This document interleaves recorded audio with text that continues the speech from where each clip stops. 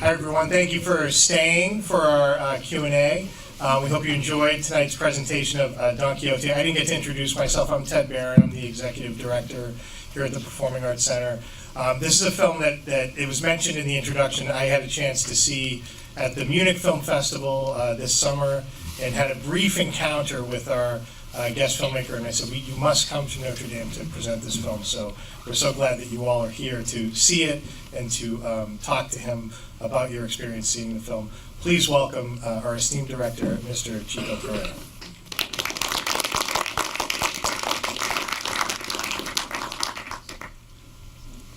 Well, thanks for watching the film and for staying. And obviously very grateful and ready for your question or comment or criticism or anything that you have to say. Don't feel shy. We're kind of in a familiar kind of setting, and I hope you got that from the film. So shoot it. Any question or any comments that you might have. So I don't know how it happened. We didn't plan it this way.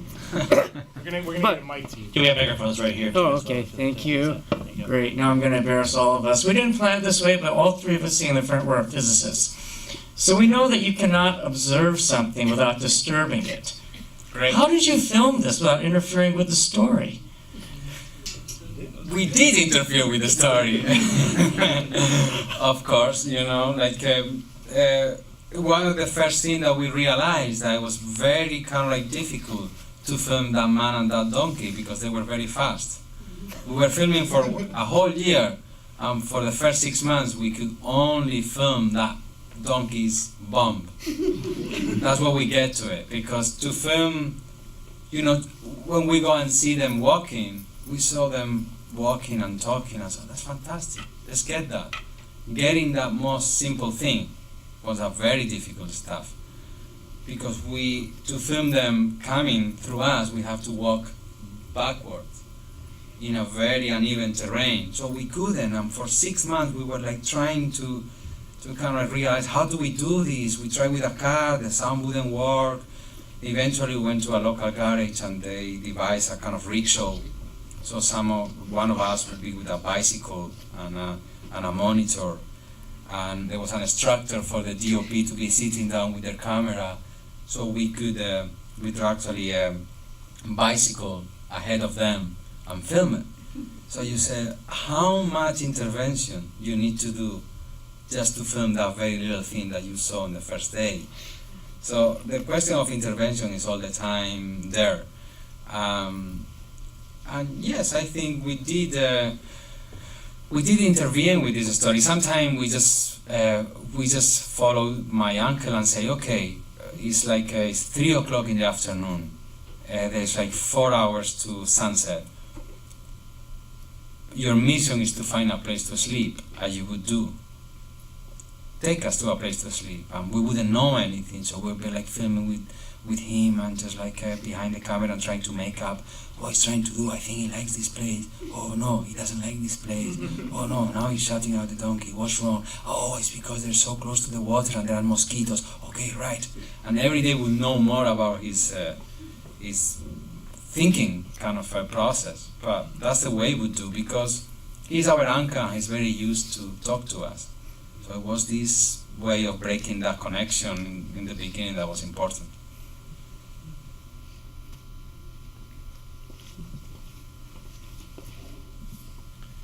But yeah, the whole thing is about, everything is very situated. You know, you talk from a particular place and time, and research makes an impact in the object, of course.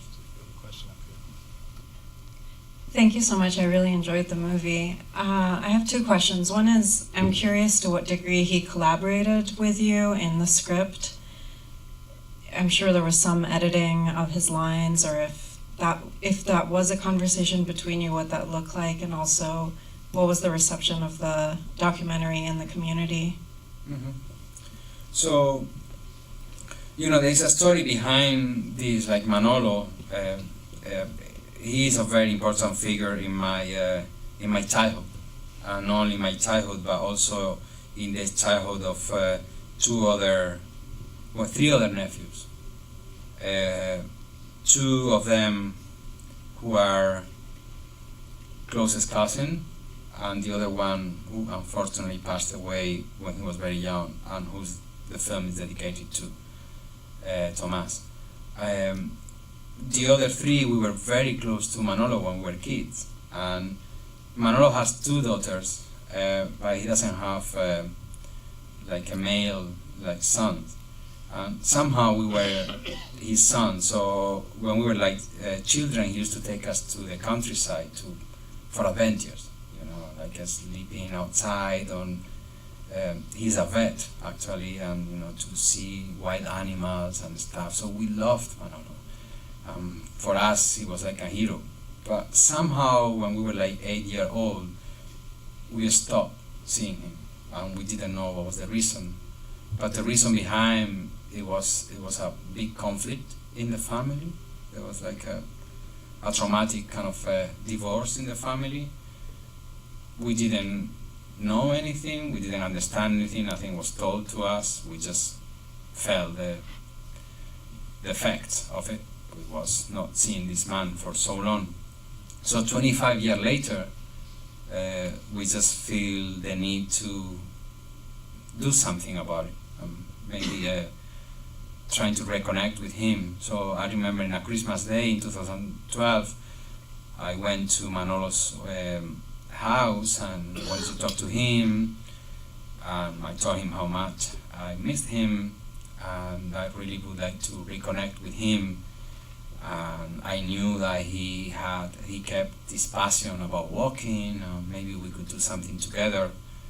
And at that time I was moving to USA, and I knew his connection with the Indian culture and the gaucho culture in South America. So I said, Manolo, maybe one summer when I'm a bit more free, you could come to USA and maybe we could do a walking route together. And he said, yes, Chico, I would love that, but just one thing, I always walk with my donkey Gorrión. So can I bring my donkey? And I said, wow, that's really something to explore, in a film. I could just think about 10 scenes to kind of explore that shock that I just had. So that's the origin of the film. So it came from a conversation. You can decide if that's fiction or if that's documentary. But it's a conversation happening in the world with this real person after so many years. So Manolo has this impulsive kind of personality that the next day probably he would have phoned all the travel agents and stuff. So we said, just hold your horses or hold your donkeys. Maybe we can do all those things when we're together, and then we can film it. So there was this kind of a manipulation of time in a way. Okay, I know your personality is doing this as soon as you can, but please stop and maybe we can film it. But anything that happened is real. There's not any single line written. When you see there's it's a script, it's because you think about situations that could happen. What could happen if we take Manolo to a city? What could happen if we phone a travel agent? And then you start writing possibilities and how would you react in those situations. It's like preparing yourself to improvise in the moment. But there's no any line to say, okay, say this particular thing. There's nothing like that. But it's definitely a whole conversation. He would hate things, He doesn't like going to to a city with a donkey. He wouldn't do that. But somehow for us was important to sometimes kind of explore that kind of a route to say, people think that a man walking with his donkey is a bit crazy. Maybe the problem is not of the man and the donkeys. The problem is of the people that too quickly make a judgment.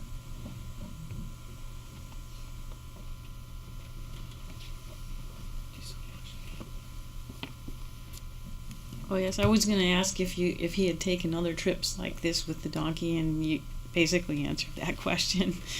Yeah, so Manolo has 2 heart attacks, and after the second heart attack, some members of the family gave him Gorrión, which I don't know if you know Gorrión. What does Gorrión mean in Spanish?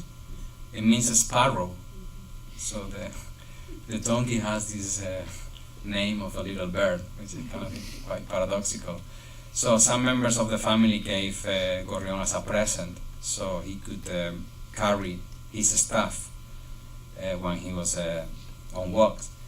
But Manolo has done it all the time, and actually it's part of his personality. Like still say, okay, I'm going for a walk, and then he comes back 3 days later. Is that a walk? I said, we were on a walk, but then it was so nice, and it was a little bit late, so we decided to find a place to sleep, and then I said, okay, I'm not that far off from that village, and I went there, and again, it was a little bit late. I said, okay, there's no point to come back, and so he's this kind of adventurous personality.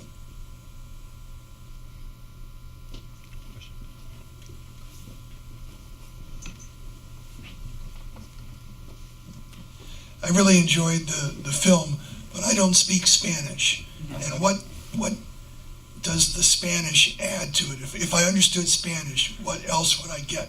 Right, nice question.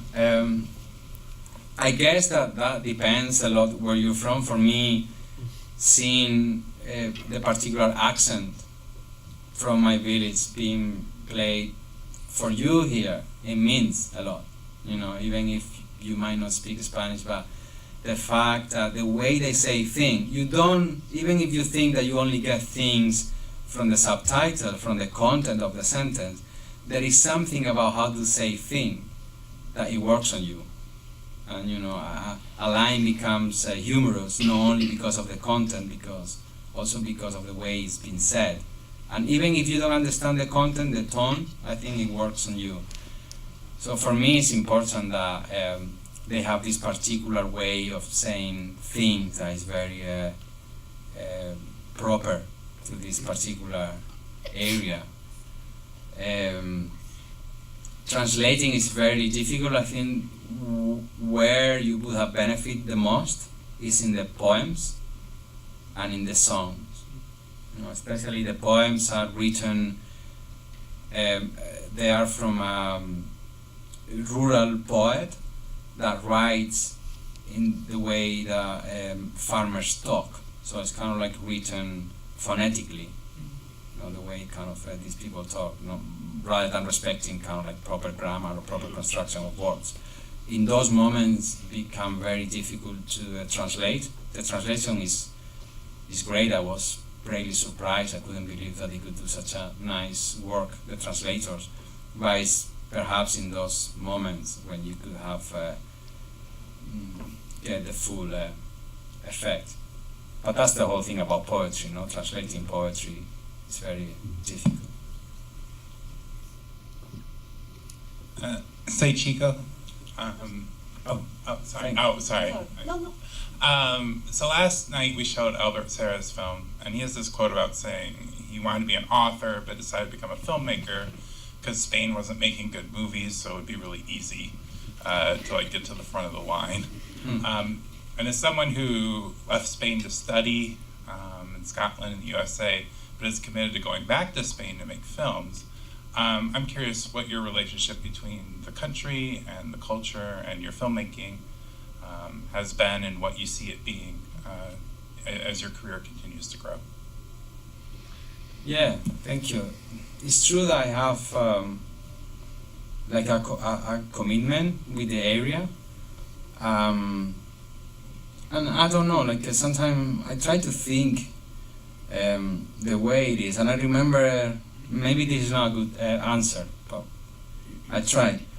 I remember by the time of doing my first film in the village, I was saturated. I used to take some walks in the village, and they were building a park on the outskirts of the village, on the outside of the village, where nothing were.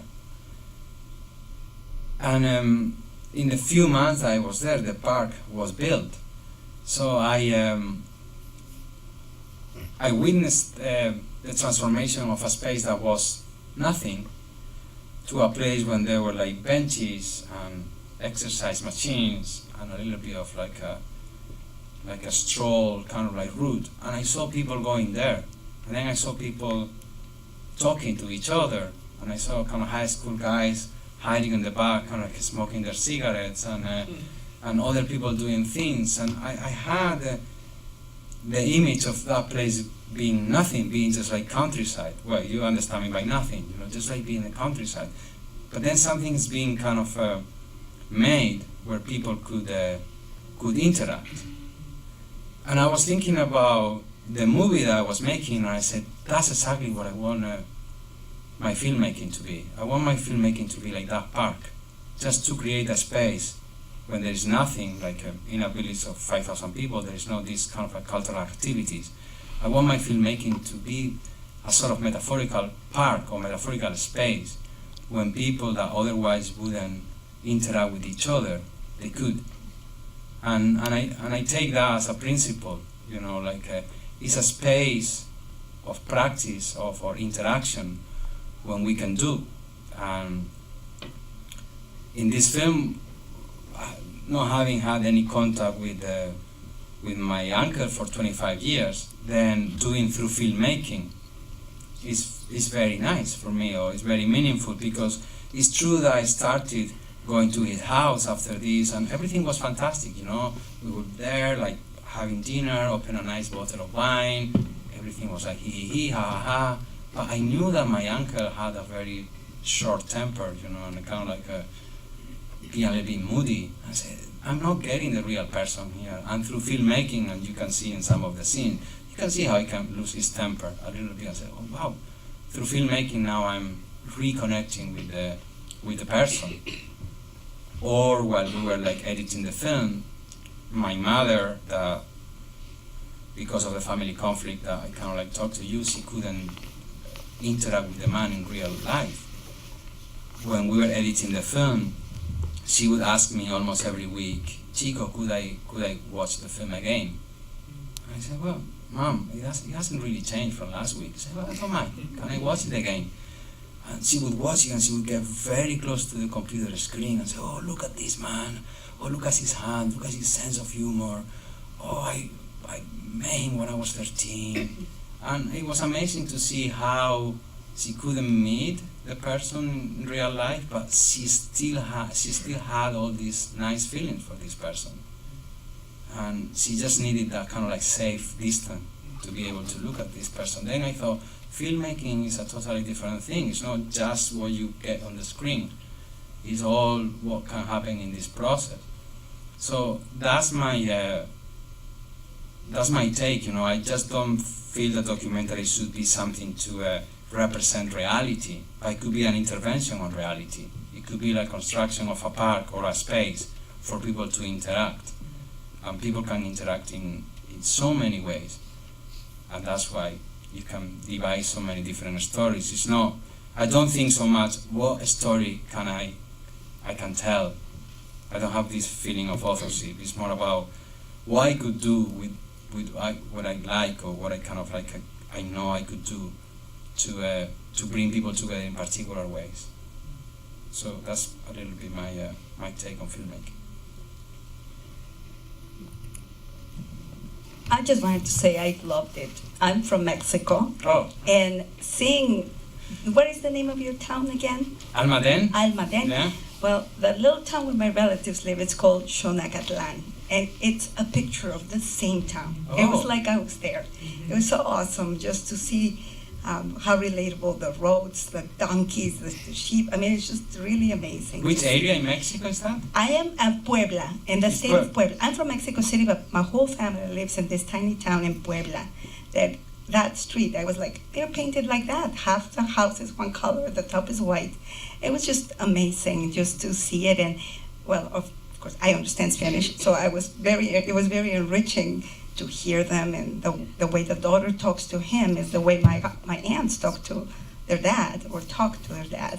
Just the care and the concern, but the respect at the same time. So it just was so well represented. It's like amazing for me to think how similar our cultures, I guess, are. And even to see his reaction when you ask him, "Are you okay, Uncle?" That's the face my mother would do to me if I would ask her. If she's complaining of a pain and I expose her in front of somebody. Yeah. So I thought it you just took me back to my childhood and so many things. So it was very cool, and I couldn't stop laughing because my mother sings that song at the end. Volver. A volver, Yeah. all the time. Not with the last lines you added, but it was just thank you. What an experience! I'm so Well, grateful. great. See, you know, we've been playing in the same park there for the duration of the film. No, it's great, you know, that those connections could happen. We never expect, you know, like when we were making the film, we were saying, who is gonna care about the story of our uncle and his donkey? And sometimes when you do something very concrete, you touch in universal things, you know. And I think the notion of friendship between a man and animal and companionship and this idea of, you know, going an extra mile in your life, you know, and don't never give up, you know, and don't ever kind of think that what other people think about you is the last word. Is important. So thank you. I'm so glad that you enjoyed it. Thank you very much for that wonderful documentary. My comment had to do with the Don Quixote, the novel, and the similarities I saw in the conception of this like impossible dream of going to America, walking the Trail of Tears. But also, I see another similarity in the humor. That in the novel, the humor resides in the juxtaposition of the old and the new, and I feel like that was also very present here in this film. So I guess a question related to that would be, did you have the Cervantes novel at all in your mind when you were going about this documentary? Thank you. Thank you. So we didn't dare to any point to say we're doing adaptation of the novel, especially because the novel is very cursed kind of in filmmaking. Everyone that's trying to do an adaptation of Quixote just failed. So we were a bit superstitious with that. No, we didn't. So the first kind of a connection with the title, it was about the play on words, you know, like a donkey, the animal, and Don Quixote, the literary character. And it's because we thought, how could we direct or gesture that for us, the relationship between the two is the most important thing, and that somehow we want to give as much importance to the donkey than to the man. You know, and many times in the film, kind of the reason doesn't rule, you know, it's more about going over reason and going kind of other more deeper kind of connections, you know, or friendship. So we thought that was a good start.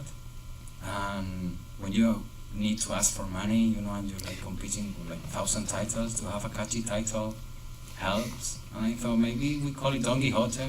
People are gonna at least give you 5 minutes to read. So we have our 5 minutes of glory. But then yes, you know, Don Quixote, the easiest kind of reading of Don Quixote is this crazy guy with big dreams. But as you say, you know, the big dilemma of Don Quixote, he tried to live in a time that was already past. And that somehow that we identified that with Manolo. Manolo still think, okay, I want to roam freely. I want to sleep whenever the night kind of comes, you know.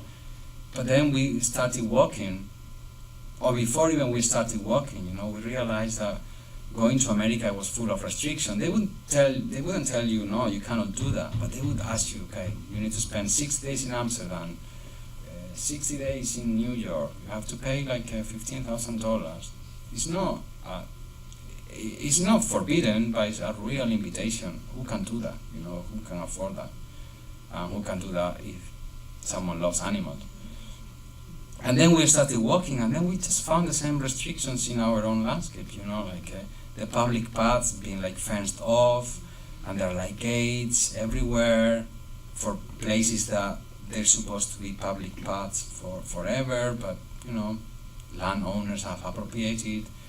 So we realized that there were more and more and more restrictions, and that idea of just roaming freely, it was an idea from older times. So that's when we started like connecting more with the themes of Don Quixote. So we kind of like try to put them forth, but at any point we were kind of brave enough to say, oh, I don't think it was the intention to do a proper adaptation. But again, you know, the use of humor, and that's something that's part of my question to you. Like, documentary is a very serious matter, no? Like, it deals with the serious aspect of the world, and it deals with very important issues, and that's necessary. And we need that kind of mode of inquiry. But also humor is not very explored in documentary, and I think humor makes people to connect with other people in a very particular way, and I'm sure you know very much my uncle, even though he hasn't told you any important thing about his life, just by his sense of humor and his sense of engaging with the world. So in that regard, humor is very important for us as a little bit of an underplayed mode in documentary. It's difficult to laugh with documentaries, but by laughing and using humor with documentary, you get to connect with people very effectively. So humor is a very serious thing, and we shouldn't underplay it.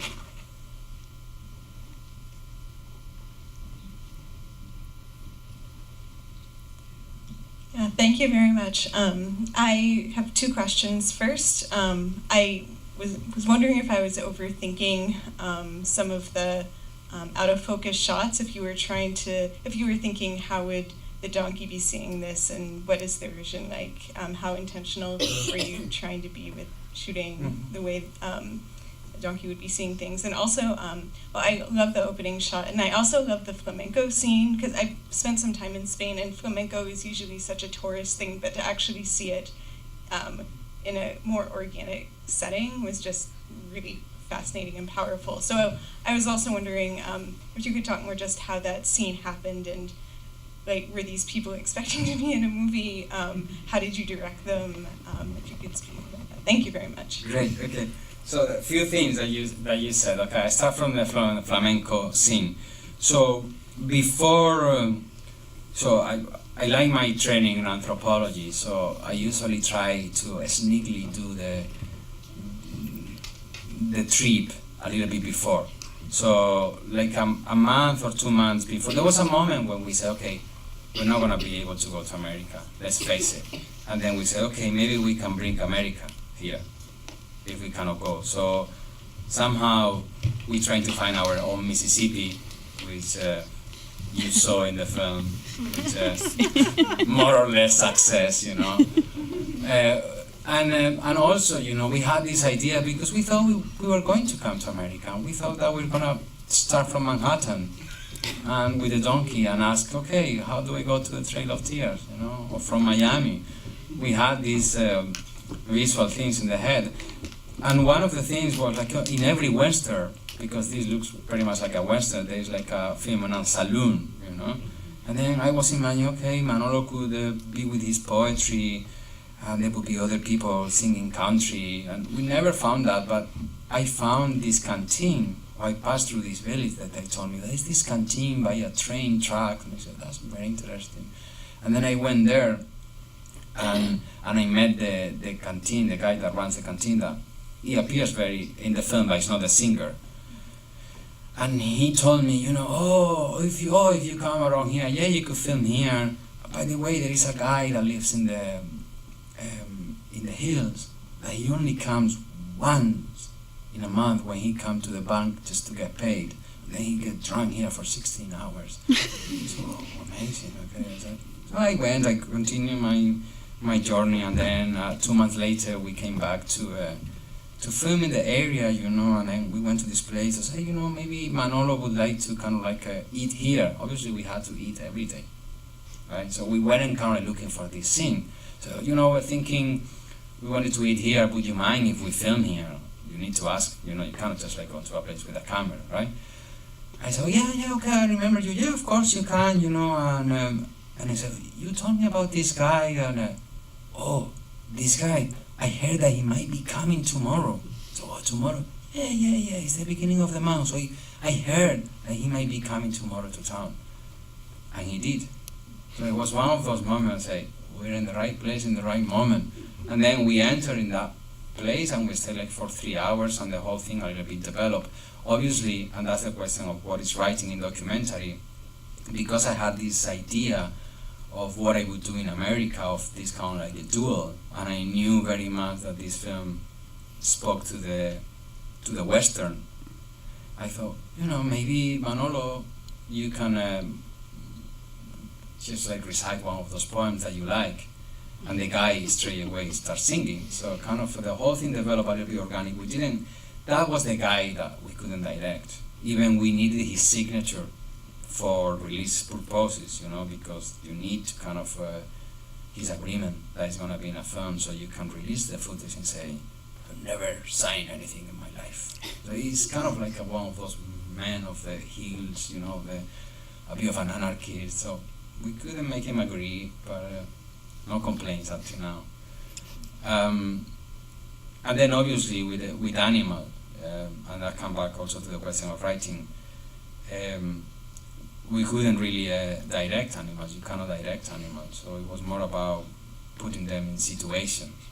And I said, okay, what would happen if we take them to the beach? How would they react?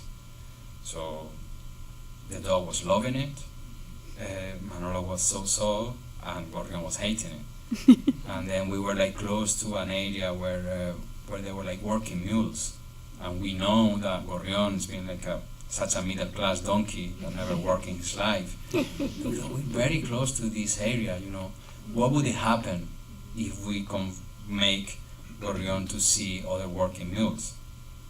He was very scared, So you don't know what's gonna happen, but you can put them in situations.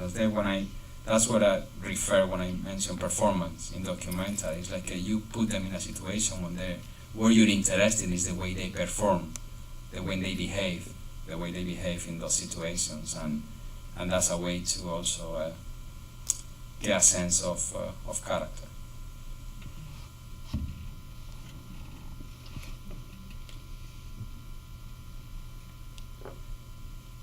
Well, thank you very much for being here, for your kind words about the film as well, and it's been a pleasure. Thank you very much.